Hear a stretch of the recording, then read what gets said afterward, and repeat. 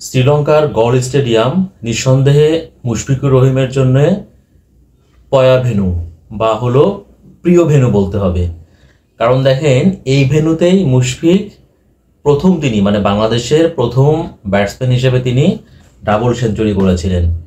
এছাড়া তার কিন্তু একটা 85 রান এবং একটা 34 রানের ইনিংসও আছে, এবং সেই তার প্রিয় ভেন্যুতেই আজকে তিনি সেঞ্চুরি করলেন।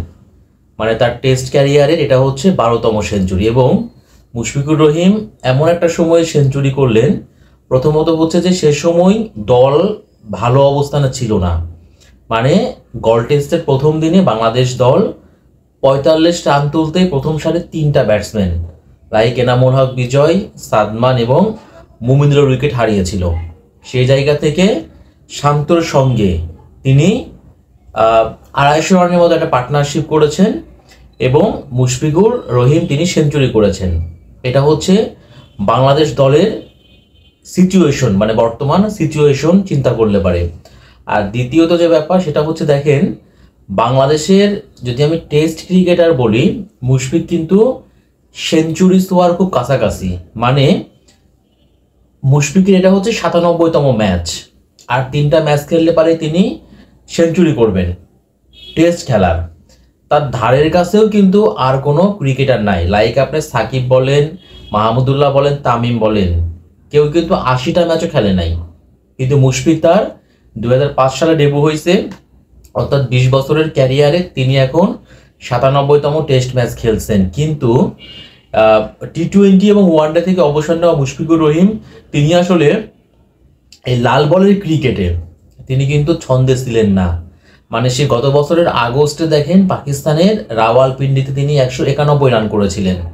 ওই ইনিংসটা খেলার পর থেকেই আর মুশফিকের ব্যাটে রান নাই, তিনি রান খরায় ভুগছিলেন। অর্থাৎ ওই পাকিস্তানের রাওয়ালপিন্ডিতে 191 রান করার পরে 24 সালের আগস্টে ওটা, তারপর থেকে তিনি যে 13টা ইনিংস খেলেছেন সেখানে তার সর্বোচ্চ রান হচ্ছে 40, তাও সেটা এই যে কয়েকদিন আগে জিম্বাবুয়ের বিপক্ষে রান করলেন।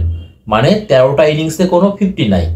তো খুবই স্বাভাবিক, মুশফিকের মতো দলের গুরুত্বপূর্ণ একজন ব্যাটসম্যান, অভিজ্ঞ একজন ব্যাটসম্যান, যদি তিনি রান করতে না পারেন তাহলে পারে তার একাদশে অন্তর্ভুক্ত নিয়ে প্রশ্ন ওঠাটা কিন্তু খুবই স্বাভাবিক। এবং সেটা 1টা-2টা ম্যাচ বা 1টা-2টা ইনিংস না, 191 পর 13টা ইনিংস মুশফিক কোনো 50 করতে পারেননি।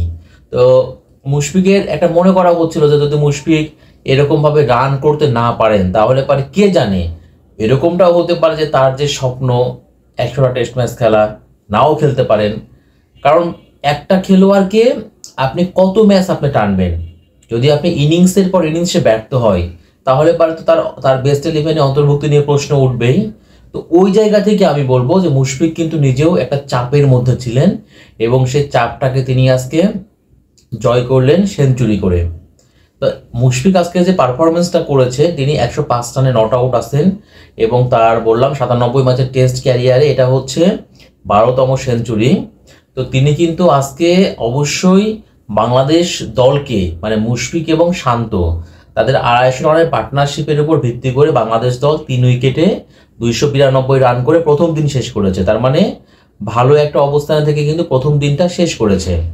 তো মুশফিক শান্তর ব্যাটে বাংলাদেশ দল যেমন ওই প্রাথমিক বিপর্যয়টা কাটিয়ে উঠে ভালো একটা অবস্থান থেকে দিন শেষ করেছে, ঠিক তেমনভাবে মুশফিক নিজের জন্য, তা যদি আমি ব্যক্তিগত কথা বলি তাহলে পারে মুশফিকও কিন্তু হাফ সেরে বাঁচলেন। অন্তত এই সেঞ্চুরি করার পরে মানে তার ব্যক্তিগত শততম টেস্ট ম্যাচ খেলা নিয়ে আমার মনে হয় না আর কেউ কোনো প্রশ্ন তুলতে পারবেন বা কথা বলার সুযোগ আছে।